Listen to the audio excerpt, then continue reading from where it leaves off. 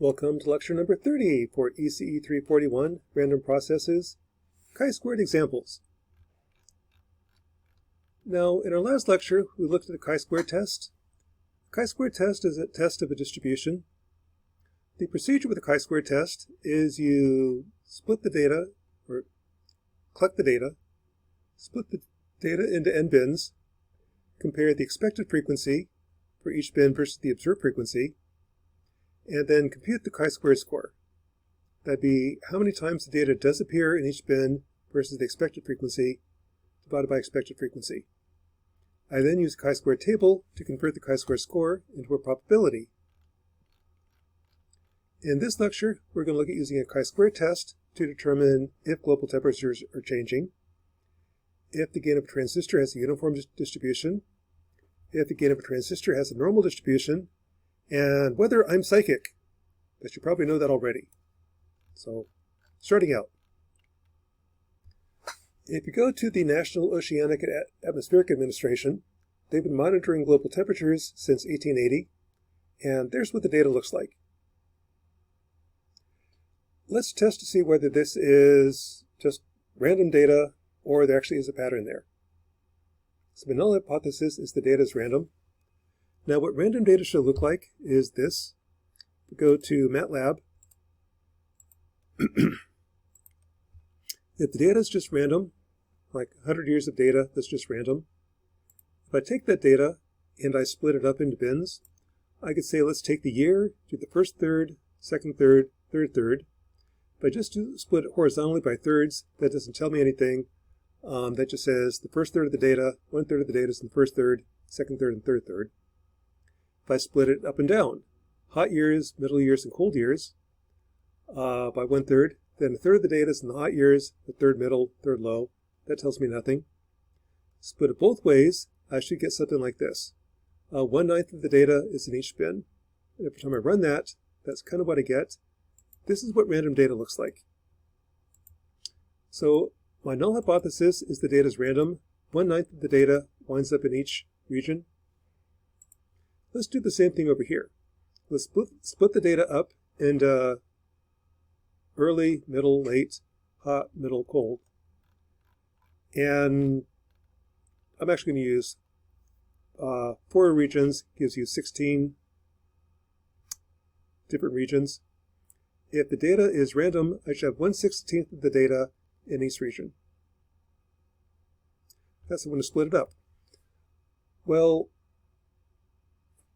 once I split it up, I can then count how many data points winds up in each region. So here there's 0, 1, 2, 33, 3, 23, 9, and so on. I then form a chi-squared table. For each bin, I will compare the expected frequency. If this is random data, should have 1/16 of the data in each bin, 8.81 data points, given how many data points there are. I'll have the observed frequency. That's these numbers. Calculate the chi-squared score, difference squared divided by NP, difference squared divided by NP, and so on.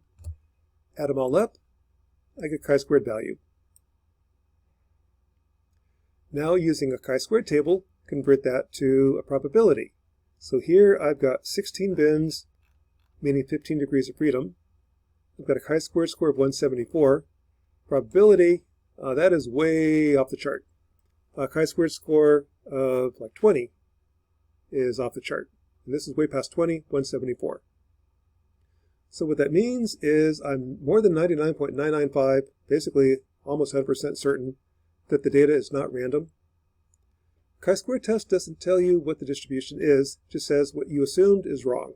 It is not just random. I can do that for the city of Fargo. So global weather definitely does have a pattern there, and it's not too surprising. I look at it, it sure looks like we're getting warmer. Chi-squared test doesn't tell you warmer, it just says it's not just random. There is a pattern there. Let's look at Fargo. That's for the global temperatures. How about the city of Fargo? Is Fargo getting warmer? Well, again, if you go to Hector Airport, there's data since 1942. also posted on Bison Academy. If I plot the data, here's what it looks like. Let's analyze that using a chi-square test. Again, I'll do the same procedure that I did before. If the data truly is random, I can split it up into the first third, middle third, last third, count how much data winds up in each of these 9 bins, and if it's random data, I should get 1/9 of the data in each bin. Is that what's happening? So I'll split the data into 9 bins in this case. Top third, middle third, lowest third. In terms of years, first third, middle third, last third. Count how many times the data winds up in each bin. So you get 5, 6, 14, 10, 9, 7, 11, 11, 4. Once I split it up into bins and count how many times I have data in each bin, calculate the chi-squared score. So here's the expected frequency, actual frequency, difference squared divided by expected, difference squared divided by expected, and so on.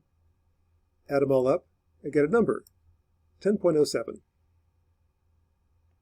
Once you get a chi-squared value, convert that to a probability using a chi-squared table or a stat track. I've got 9 bins, meaning 8 degrees of freedom. My chi-squared score is 10.07, converting to probability 73%. So 73% likely that Fargo's weather is not random. It is changing. Again, 73% is not a real strong number for chi-squared score. It says Fargo's almost random. Can't really tell for certain. But that's just looking at one city. Fargo itself kind of looks like random. 73% chance there actually is a pattern there. Not guaranteed at this point, though. That's a chi-square test. Again, for global change, this is just looking at one small city and one small state and one part of the country. You repeat this for many other cities. You see the same pattern over and over again. Something's happening. This just says it isn't really clear just looking at the city of Fargo, at least with the chi-square test. Let's do another example. Transistors.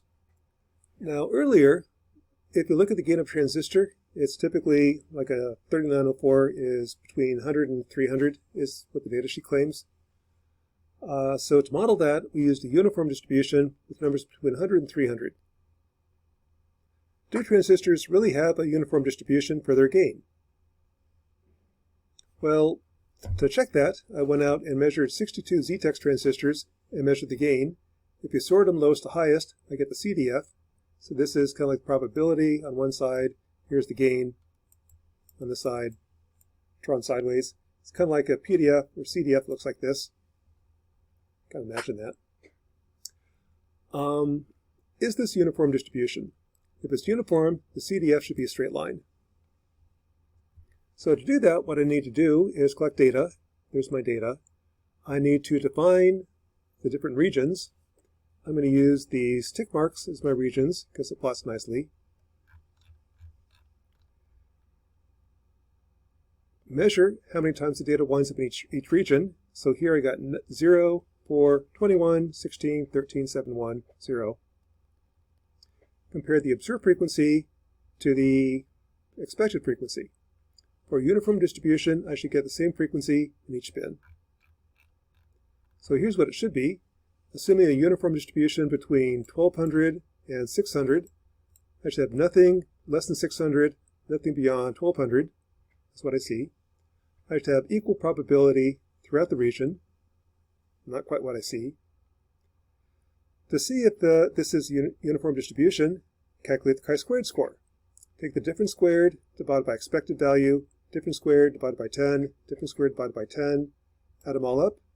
I get a chi-squared value. To convert that to a probability, use a chi-squared table or a stat track. With stat track, I have a chi-squared value of 7.2, 8 bins, meaning 7 degrees of freedom.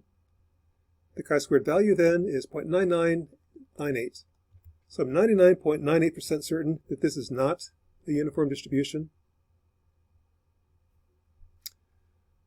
One thing to note about this, there's many different ways to doing this analysis. I don't have to use 8 bins. I could use fewer bins. I could change where the bins are located.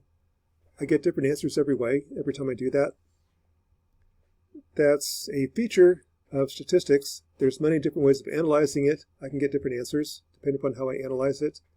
This is why it's important to note who's funding a research project.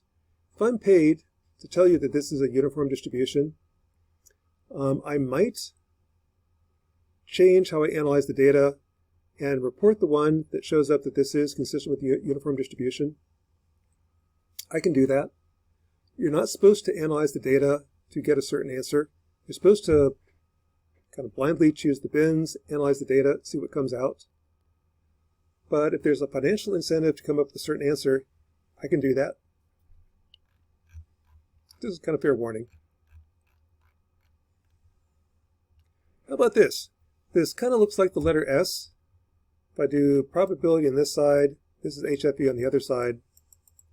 It starts out with the probability of 0, kind of does the letter S coming on up. That kind of looks like a normal distribution, the CDF. Suppose I assume this is the normal distribution with the mean matching up with the data, the standard deviation matching up with the data. Is that really a normal distribution?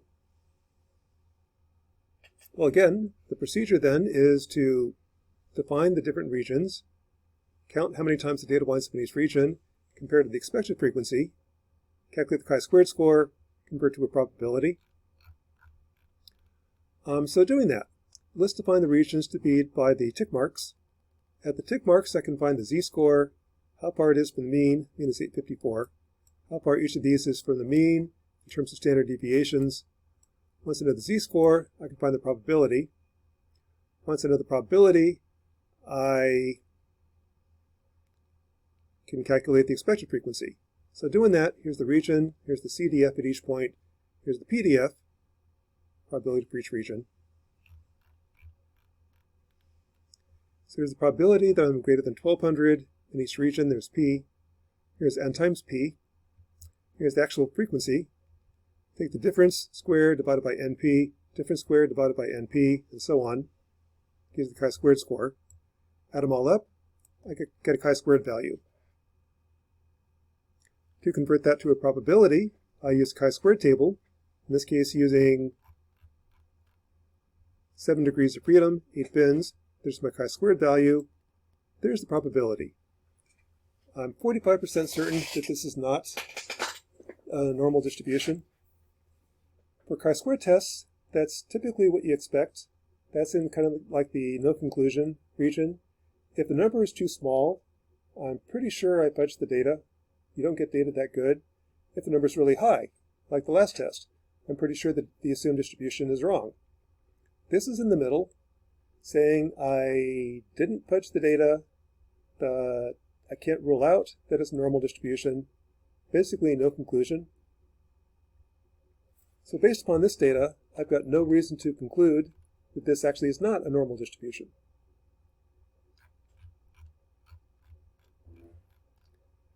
Finally, let's have some fun. Let's determine whether or not I'm psychic. So to determine if I'm psychic, I'm going to take a deck of playing cards and shuffle them.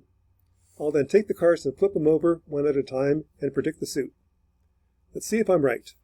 So kind of like that, kind of doing that in MATLAB, I can write a little program that takes the deck of cards and shuffles them, flips up the cards one by one. Here I'm just going to flip up the first 10 cards, and I'm going to predict what the value is before the card comes up. So to show you how that works, let's clear the screen and go. Using my power, saying the first card is going to be a club. That's right. Diamond. Nope. Spade. Heart. Diamond. Spade. Club. Heart. Spade. Diamond. Okay. I was right 5 times. Now let's try it again. So there was 5 out of 10. Okay, marks, get set, go. Heart. spade, diamond, club, spade,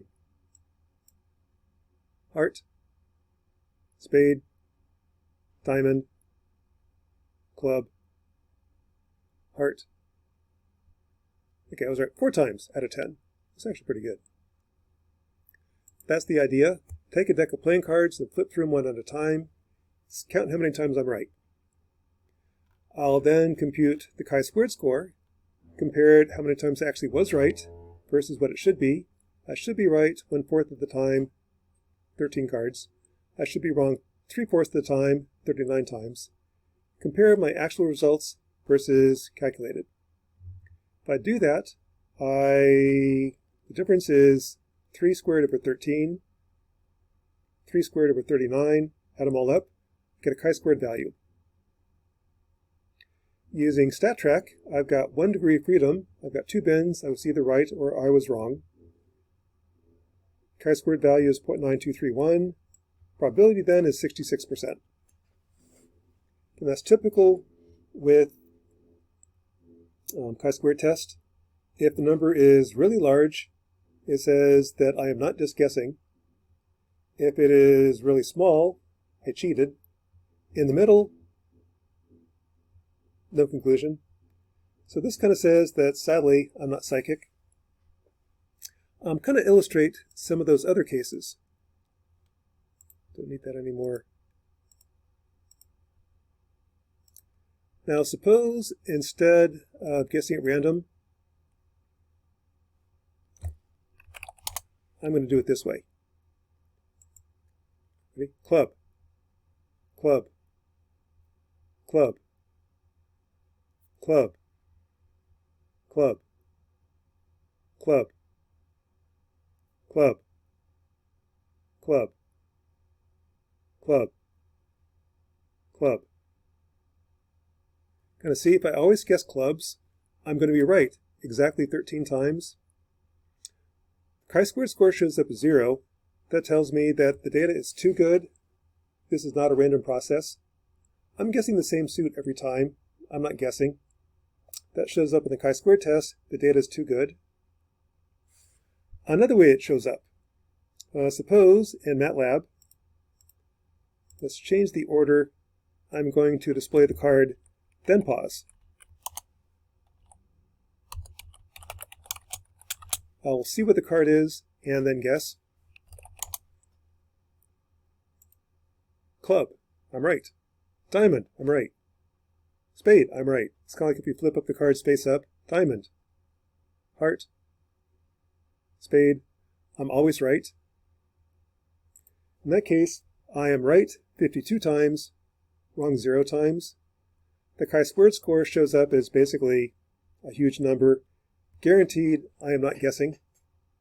Well, sure enough, I'm not guessing, I'm cheating. I am looking at the card, then telling you what it is. That also shows up with the chi-squared test. So chi-squared test can pick up on quite a few things, that I'm not guessing, that I'm cheating, or in this case, that I'm, sadly, not psychic. That's kind of some of the things you can do with the chi-squared test. Again, a chi-squared test is a test of a distribution. What you do is you assume a distribution, you split the data into m bins, you collect data, then you compare the expected frequency to the observed frequency. With the chi-squared test, I can then tell whether the data is fudged, whether the data is too good, whether the data is random. I can tell whether global temperatures are changing. It doesn't tell you the direction of change, it just says it is not random. I can tell you that transistors do not have uniform distributions, like we assumed before. I can tell you that transistors do appear to have a normal distribution. It doesn't say that it is normal, it just says the data is consistent with the normal distribution. I can't rule it out. And sadly, I can also tell with the chi-squared test that I'm not psychic. But then you probably already knew that. So that is lecture number 30 for ECE 341, Examples with a chi-squared test.